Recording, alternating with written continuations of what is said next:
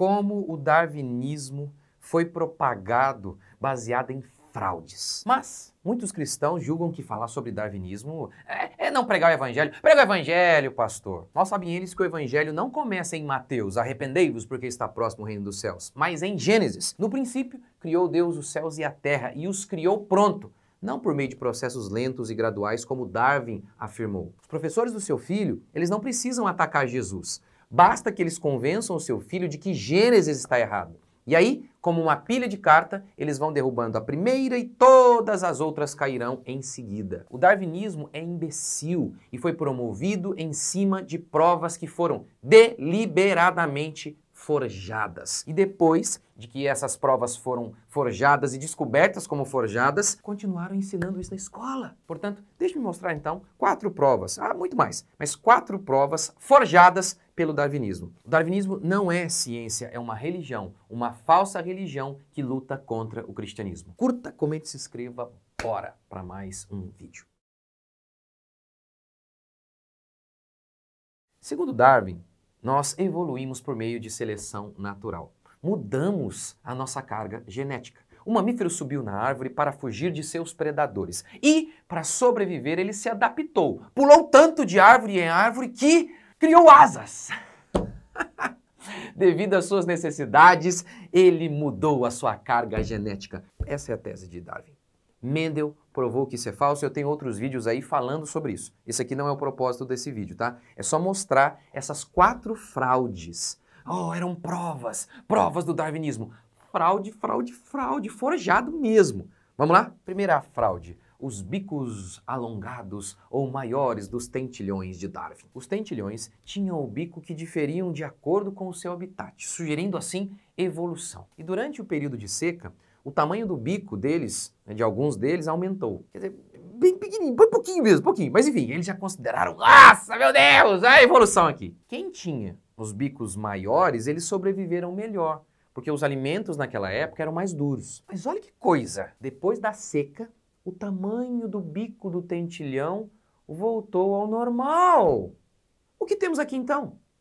Tentilhões continuando como tentilhões, adaptando-se sim. Mas o bico dele, maior ou menor, ainda era um bico. Não evoluiu para uma outra coisa, mudando a carga genética. Mas tudo bem. E aqui a farsa. A Academia Nacional de Ciência dos Estados Unidos não mencionou que o biquinho voltou ao normal. O Wall Street Journal disse: quando os nossos principais cientistas têm de recorrer a esse tipo de distorção que colocaria um falsário na prisão, sabemos que eles estão em sérias dificuldades. Segunda fraude. Que seria uma prova da evolução. As mariposas adulteradas. Fuligem das fábricas durante a Revolução Industrial caíam nas árvores. As mariposas claras, elas eram facilmente identificadas e comidas, porque tá lá na árvore, tudo pretinho. Uma mariposa clara pousa, destaca. Então as mariposas claras eram identificadas e comidas. As escuras não. As mariposas escuras ficavam tipo um camaleão. Ok. Isso foi ventilado como prova da seleção natural, que os mais adaptados sobrevivem. Qual era o problema disso? Mariposas não têm o hábito de pousar em troncos de árvores. Mas havia fotografias com mariposas lá nas árvores. Tinha uma prova! Estavam mortas. Foram colocadas lá por cientistas que confessaram a fraude. Segunda fraude. Terceira agora. Terceira fraude, a fraude dos embriões parecidos. Embriões vertebrados lado a lado, essa é a foto. Peixe, anfíbio, réptil, ave, ser humano, mostrando sua semelhança. Como que são parecidos? Forjado pelo cientista alemão Ernst Haeckel, que tornou-os mais semelhantes do que eles realmente, de fato, são. Mesmo assim, esses desenhos continuam a ser usados. E mais, são inclusive usados para justificar o aborto. Não, nessa fase aí é só um peixe ou um réptil. A verdade é que o embrião humano é um humano desde o início. Mais uma fraude.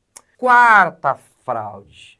Como eu disse, tem muito mais, mas quarta fraude do darwinismo. Se Darwin estivesse correto, deveria ter existido milhões e milhões de seres intermediários, mas não se encontra um. Como assim? Aqui está o primata e aqui estamos nós. E no meio disso, meio primata, meio homem, meio primata, meio homem, meio primata. Milhões e milhões de seres intermediários. E multiplica isso em relação a todas as espécies. Deveria existir muito mais seres intermediários do que seres completos, como você está vendo hoje, o gato, o homem e por aí vai. Olha que coisa. Mas eles nunca acharam, até hoje nunca, e nunca vão encontrar, o elo perdido. Esse ser intermediário nos registros fósseis. Então o que eles fizeram? Em 1912, cientistas surgiram com a prova da evolução. O homem de Piltdown. Ali estaria o elo perdido. Ali estaria o ser intermediário. Quem não acreditasse? Negacionista. Ah, você está questionando a ciência. O homem de Piltdown ficou por 40 anos exposto para o mundo como prova inequívoca, irrefutável da evolução, até que foi descoberta a sua fraude. A mandíbula pertencia a um orangotango e os dentes haviam sido limados para parecerem mais humanos. Os fósseis foram deliberadamente manchados para parecerem antigos. Ou seja, não é que eles erraram. Não! Fraudaram mesmo. Agora olha que coisa, hein? Você imagina na época? O pastor que embarcou nessa? Oh não, a ciência diz, então eu tenho que calar a boca. Oh, então agora sim a ciência está certa e a Bíblia está errada. É o que muitos pastores estão fazendo hoje em relação à psicologia e tantas outras coisas. Oh, não, a psicologia está certa. E chamam de ignorantes ainda, negacionista, criminosos. Quem questiona? Graças a Deus, aqueles pastores lá de trás que se mantiveram fiéis, eles não precisaram pedir desculpas depois. Agora, que coisa interessante. Como os darwinistas reagiam a essas fraudes? O fato não importa tanto quanto o conceito, disse Bassett Maguire, professor de biologia na Universidade do Texas. O conceito da evolução é o que importa. Mas e os fatos? São contrários, seu descendente de tia Chita. Você não está vendo isso? Mas o conceito é mais importante que a verdade, disse um professor de universidade. Numa conferência intitulada Macroevolução, paleontólogos disseram aos biólogos: o registro fóssil não apoia e nunca apoiará o enredo darwinista. Por quê? O que se vê é um padrão difuso de lacunas, novas formas de vida surgindo de repente, sem formas transitivas se conduzindo ali a elas, seguidas de longos e longos períodos de estabilidade, sem nenhuma mudança. Ou seja, os paleontólogos disseram: não apoia e nunca apoiará. A ciência verdadeira nunca apoiará. Mas por quê? Esses evolucionistas ignoraram as evidências e continuam. É porque eles foram convencidos no campo da filosofia. Sim, a ciência não é neutra. Diferentemente do que quase todos os pastores dizem, a ciência não é neutra. Sempre há uma filosofia antes da ciência. O ponto de partida da ciência sempre é um conceito filosófico. E o ponto de partida deles é: não há Deus. Somos apenas matéria. Sendo assim, eles precisam encontrar soluções que se adequem a essa filosofia. Se eles não acham, eles inventam. Dawkins, por exemplo, disse o seguinte: mesmo que uma estátua da Virgem Maria começasse a acenar para mim, eu ainda preferiria acreditar que estava alucinando ou que houve algum fenômeno desconhecido da física, antes de considerar que isso seria uma evidência de que Deus existe. Tá vendo? É que ele parte de um ponto de partida. Qual é o ponto de partida dele? Deus não existe. Mas você está vendo ali Deus? Não, meus sentidos não são confiáveis. Eu não posso confiar em mim mesmo. Mas você pode confiar em Darwin e nem dá para ver nada e você confia. Tá vendo? O conceito. Se você tem uma ideia, você vai enxergar o mundo a partir daquela ideia. Por que então é tão importante refutar o darwinismo? Nancy Pearce explica: foi o darwinismo, mais que qualquer outra coisa, que impediu o cristianismo de ser considerado verdade objetiva. Principalmente a partir do darwinismo, a fé cristã, na pior das hipóteses, é uma fraude. Na melhor, é um símbolo. Não fala de verdade mesmo. Não. E já que não tem a ver com verdade, mantenha aí a sua fé na sua casinha. Esse era exatamente o mesmo problema lá no Império Romano. O Império Romano não ligava para as religiões, desde que as pessoas cultivassem a sua religião lá em casa. O problema é que o cristianismo, ele é a verdade sobre toda a realidade. E o cristianismo se apresentava no debate público, assumindo-se como verdade sobre toda a realidade. Nesse sentido, ele era um perigo para o Estado romano. Portanto, justamente com o darwinismo, mais do que todas as outras influências, colocaram o cristianismo não mais como verdade. Ele não é verdade, ele tem a ver apenas com uma ilusão aí para dar propósito para vocês. E o pior é que até pastores, eles não creem exatamente nisso. Mas eles acham mesmo que a Bíblia não tem nada a dizer sobre a realidade de modo geral. E aí, a gente tem, principalmente a partir do darwinismo, uma mudança epistemológica.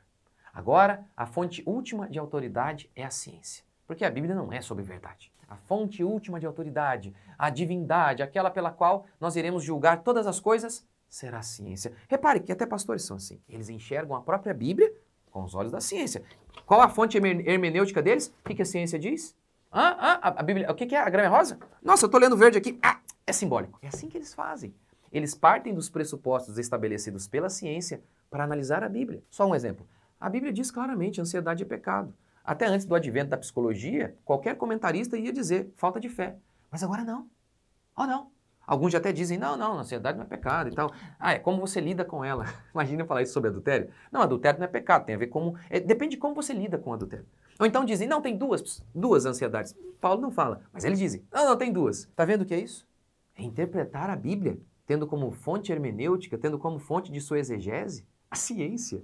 Que psicologia não é ciência coisa alguma, né? O darwinismo, ele é o ponto de partida para tudo hoje. Ele é o fundamento sobre o qual os conhecimentos têm se desenvolvido. E se o fundamento é podre, como o edifício pode ser bom? A psicologia, por exemplo, tem a sua antropologia, a sua definição de quem é o homem numa perspectiva darwinista. Isso tem implicações sérias. Isso, por exemplo, leva ao materialismo. É claro que isso influencia no aconselhamento. Se Deus existe, existe certo e errado. E a função do psicólogo ao lidar com uma mãe que quer abortar seria: isso é errado, não faça. Mas se Deus não existe, não há valores morais absolutos. E aí então a função do psicólogo seria apenas ajudar a mulher com a decisão que ela tomar. De modo que, se ela vai matar ou não a criança, não faz diferença alguma para o psicólogo. Cabe a ele apenas ajudar a mulher em sua decisão. É exatamente esta a frase de Richard Gans. Ele era um psicólogo e percebeu que a fé cristã era contrária à psicologia. Por isso, a abandonou a psicologia. O darwinismo é uma religião, é uma visão de mundo. Uma prova disso? Porque de cada 10 cristãos que entram para a faculdade, 7 se desviam. Se a educação fosse neutra, como dizem, não era para isso acontecer. É porque a educação tem um ídolo, é o humanismo. Sim. Tudo tem uma base, meu querido. Se não for Cristo, tudo tem uma base religiosa. Se não for Cristo, será alguém contra ele, porque quem não é por mim é contra mim. No nosso caso, é o humanismo, que é fundamentado em Darwin. Sendo assim, refutar o darwinismo é pregar o evangelho e ajudar inclusive cristãos a entenderem que Cristo é a base de todo conhecimento. Todo mesmo. E é muito sobre esta temática que eu vou tratar no meu curso Mente Cristã. Será lançado dia 17 e 18 lá no Legado Cristão, em São Paulo. Se você não puder ir, deixe o seu nome aqui na lista de espera, porque apenas 300 pessoas poderão fazer parte desse curso. Por que os cristãos eles perderam a mentalidade cristã? Eles não pensam mais. Até os pastores mais renomados, eles não têm uma mentalidade cristã, mas uma mentalidade pagã. E por isso estão cometendo tantos erros. Então eu vou falar muito sobre isso no meu curso Mente Cristã. Deus abençoe. Até o próximo vídeo.